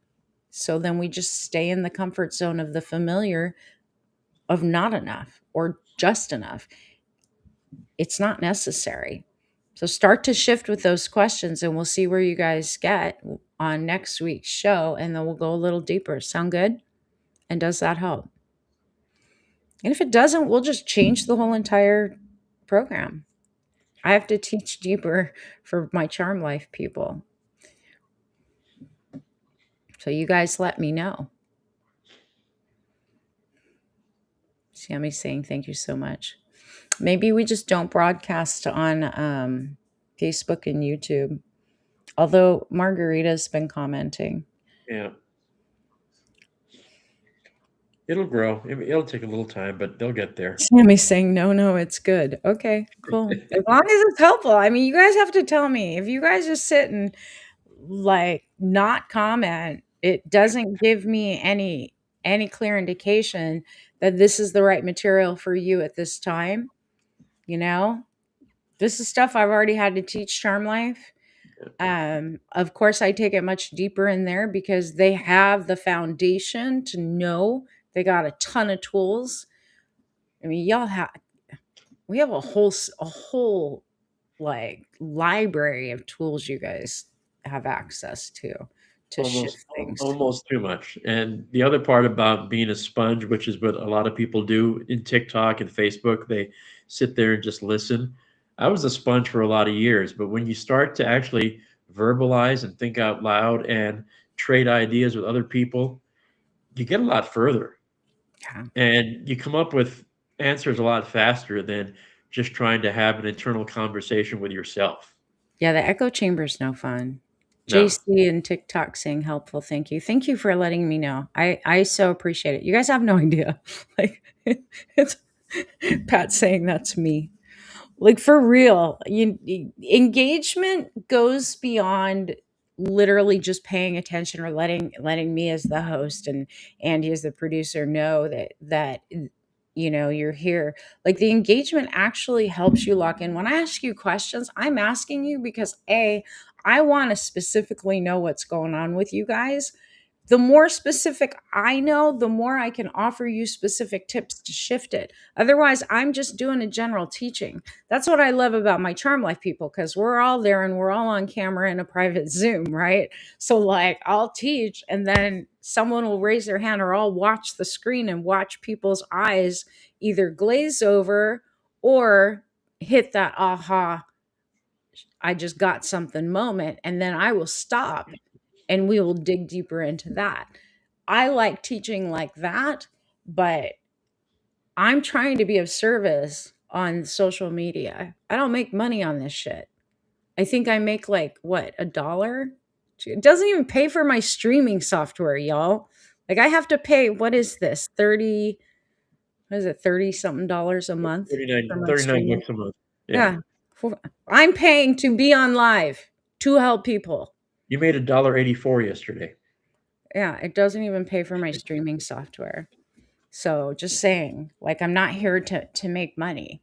And a big portion of people, it's funny because I on Facebook, when I was going live all the time on Facebook and YouTube for a number of years, people would be like, they'd pop up and book an appointment to come work with us either in Charm Life or Hidden Wisdom or whatever. And I'm like, how'd you hear about me? Oh, I've been watching you on Facebook for like 8 months. I'm like, I've never seen you make a comment. Not once. Oh, no, just a wallflower. And I'm like, I could have been more helpful had y'all peeped up and added some comments for real. Like, I don't do well in vague. You ask me specific Right. questions, you give me specific information. It's amazing. Like Andy knows how I nail patterns. Yeah. But I'm also much more comfortable than Bernadette is because I've spent 40 plus years, in empty rooms with a microphone all by myself, realizing that I'm talking to people one by one, and we all have different levels and moments of clarity, and you have to let them get to that point. You can't get people to that point any faster than they're going to get there. So I'm much more comfortable with the wallflowers than Bernadette is because I know eventually they're going to get her message. I don't know when it's going to happen, and I don't know why it's going to happen, but I I'm know there's all going to be. about just digging in and helping. Yeah, So I'm like, get specific. Tell me the story. Like, give me what I need to be able to recognize so we can break through it. I'm a fire sign, you guys. I mean, yeah, I have a Pisces moon, but I'm a fire sign, double fire sign, Sag with Aries rising. I'm you're the all fi- about take it. you're, Let's you're the torch fire it, horse. create something new. You're the fire horse coming up. I know. Is anyone else in here a fire horse? Curious. Well, the last time it happened was when you were born. So that's how long it's been since the fire horse actually appeared. I was going over my January 1st post on TikTok today. I was watching it um, to see where we're at in that prediction that I put out. Barbara's a fire horse. It's our year. A lot of people say, like, if you're a fire horse, it's going to be really challenging.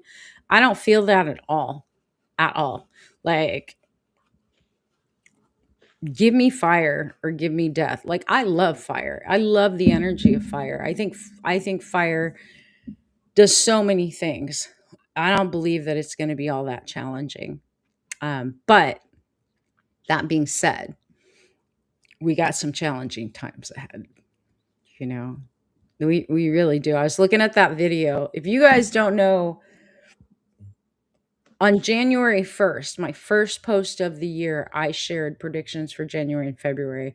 January's predictions came true. February predictions are already coming true. I said there was going to be a whistleblower leak on the 8th. And today, we probably will find out more tomorrow. Some stuff came out about what that was. It's getting gnarly.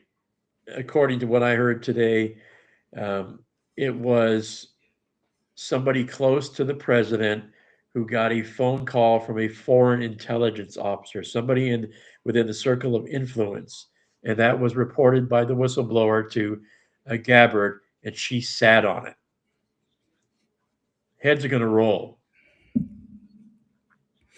Yeah. But I predicted that on January 1st. Yeah. Just saying. And if you guys want my predictions on a monthly basis, the deep dives and the yearly, go look at Hidden Wisdom. It's $40 a month. And then you get to come into a Zoom with us and work with us. And you have access to an entire vault of on-demand classes, a ton of resources, $40 a month.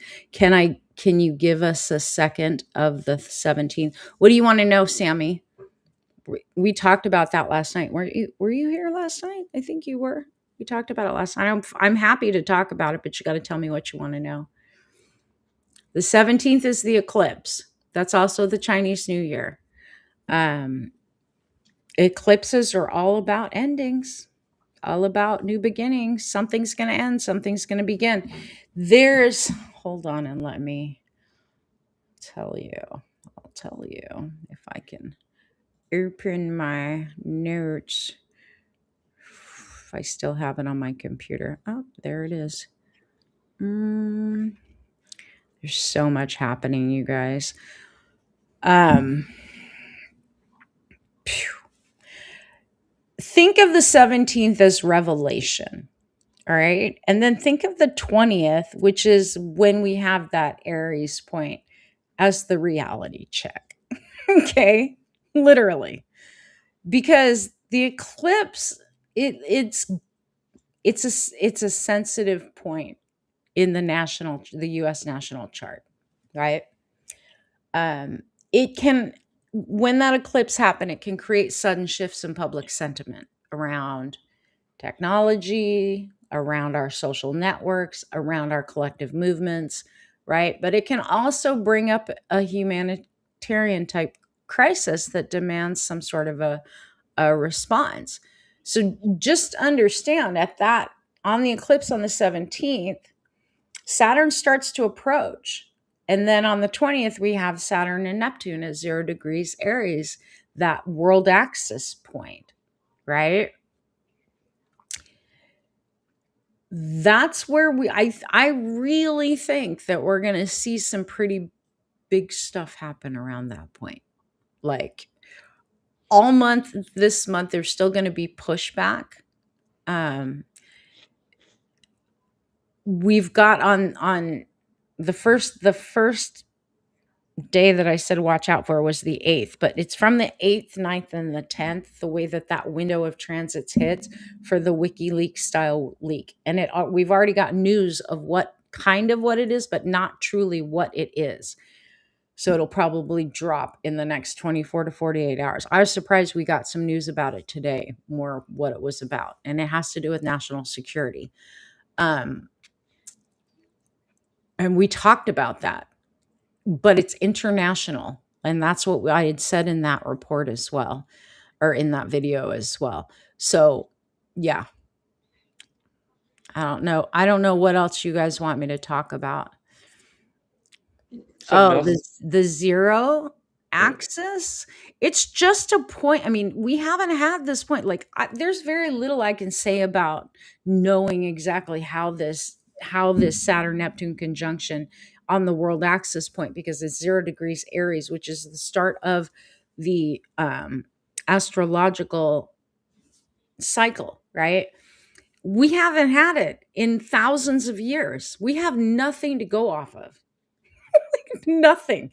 It's unprecedented. We had a Saturn Neptune conjunction within 2 degrees, but not in Aries, and not with all of these other planets lining up the rest of the month in Aries in 1989 when the Berlin Wall fell. So it can create like a social movement, a big movement, a drastic change in the way that we all get along.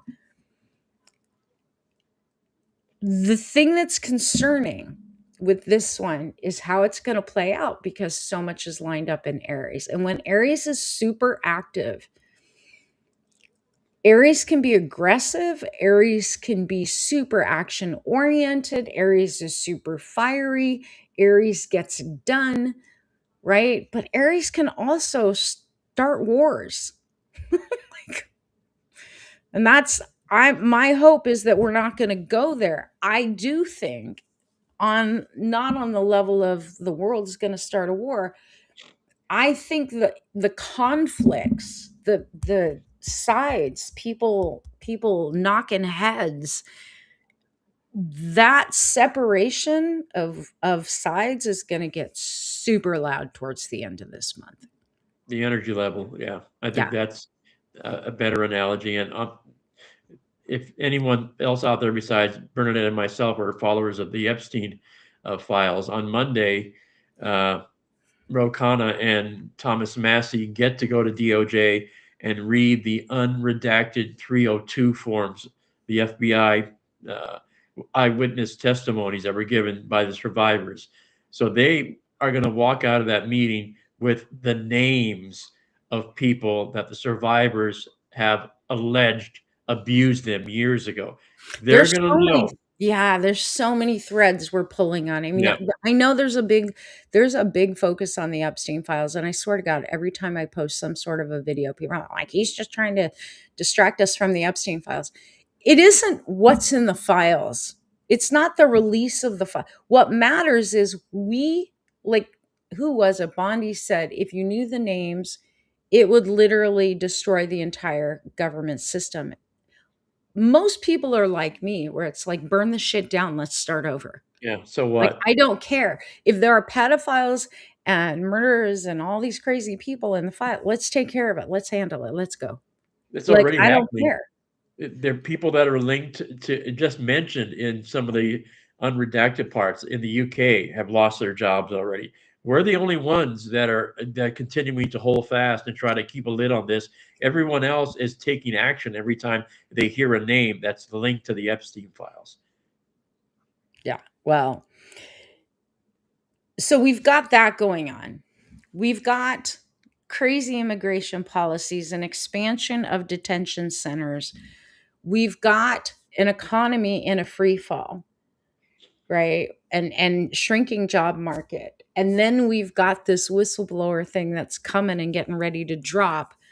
And then we have this massive unknown that's going to hit from about the time of the eclipse. I mean, once that eclipse hits on the 17th, we're only a week away from it. A week from Tuesday is the eclipse. Yeah. Like, time is moving so fast right now. So that eclipse happens, and solid for 3 days, we've got one thing after another that's going to kind of come together. And then after that, planet after planet after planet after planet for 7 planets, they all line up in Aries. A stellium unlike we've had before. So the whistleblower stuff started to come out on the 6th. I said we were going to have the leak on the 8th. Today, Aaron Parnas and somebody else came out and gave us wind of what it is, what it has to do with. And it has to do with a foreign intelligence. Gee, And it if we had to venture a guess on who that foreign intelligence might be, I'd guess it's one of two people or one of two agencies. starts with an I or starts with an R. Yeah, Yeah. pretty close. Yeah. I'm pretty sure it's the R, not the I. It wouldn't Yeah, be that big of a deal if it was the I. No. So Yep. pretty sure it's the R. Um, and the implications of it are international, and people's heads are going to roll. It's a big leak, but it also has to do with the economy as well. As far as what I saw in the astrology, like I was talking about FinCEN and stuff like that, like there's some shit. There's some shit. Yeah, or both. Exactly. So that prediction was right. I made that prediction on the 1st of freaking January. Actually, for my group, I made it on the 31st of December, but I posted a video on TikTok. You guys can go watch that video. I haven't, it's still up. Anywho, um, we'll A lot of see. This lot of month is going to be interesting. lot of Thank moving God it's parts. not as bad as last month. When They you are look at the taking big down the US economy. Yeah, they are. when you take a look at the big picture economically, in less than a year, our economy is going to be damaged for decades because the economic deals that China has made with other countries are long-term deals. We're not there. Even if Trump were to disappear tomorrow, we cannot jump back in and reconfigure the deals that we have with Canada and Mexico I and China. But see All what that, I think, like, and I get that part. If we were to stay with the same system, but systems are breaking all over. I think that there's going to be a shift and a change on how all the world economies work and what it's based on. That is part of what this big, huge paradigm shift is supposed to do in 2026. And it will take 2027 to stabilize it before we get to the relaxing point of 2028. right. And for folks that have been with you at least a couple of years, like I have, 2 years ago, you talked about the transition, the challenges, and we weren't going to be on track until about 2028. And So, that's unfortunate, you know. well, change doesn't come easy, nor does it come fast. And I think what we need to do, and you've talked about this before, about holding space, we don't know what it's going to look like coming out of this, but we have to remain open to the possibilities because We have to we know remember what, who we are. Like, we yeah, are fully resourced people. Like, we have an abundant earth that can sustain us if we work with her. Pat's saying the glass is half full, y'all. I know. yeah, I think it is. I mean, I'm not resistant to what's happening. I do think things have to shake up. Again, I like fire. I say burn it down. This shit is poison, it's toxic, and it needs to change. And the people that are running it need to get out of the way because all they are is extracting and extorting from the 99%. yeah. And if the 99% would remember who the hell they are, and how empowered we are and how resourced we are and how when we work together, even if enough of us are willing to work together, what we can accomplish and change. We saw it during 9/11. And that's been the frustrating part for the government over the last year because, and Minneapolis is a great example in That California. too.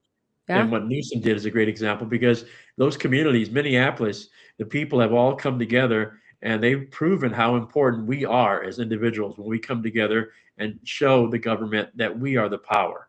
Yep. Yeah. Yep. So keep that in mind. And like Pat said, the cup is half full, always is. But that's that thing right now too that I really want to be clear about, like trying to help you guys raise your set point, be able to hold a higher capacity of more, whether that more is money, that more is love, that more is support, that more is health, that more is vitality. I don't care what container you put it in. Raising your capacity to have more is actually needed right now on the planet. We have to be able to hold higher vibrational energy, and that capacity has to go up. So that's why I think Spirit wants this conversation and these teachings out there. Like, it's time for us to have and hold more, even if it's in the money system, something that's temporary. It's a game. Let's play with it. Let's experiment with what does it feel like to have more.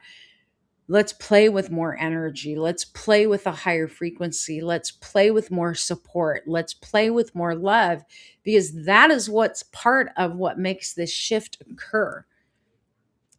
And it's what makes us who we are as humans.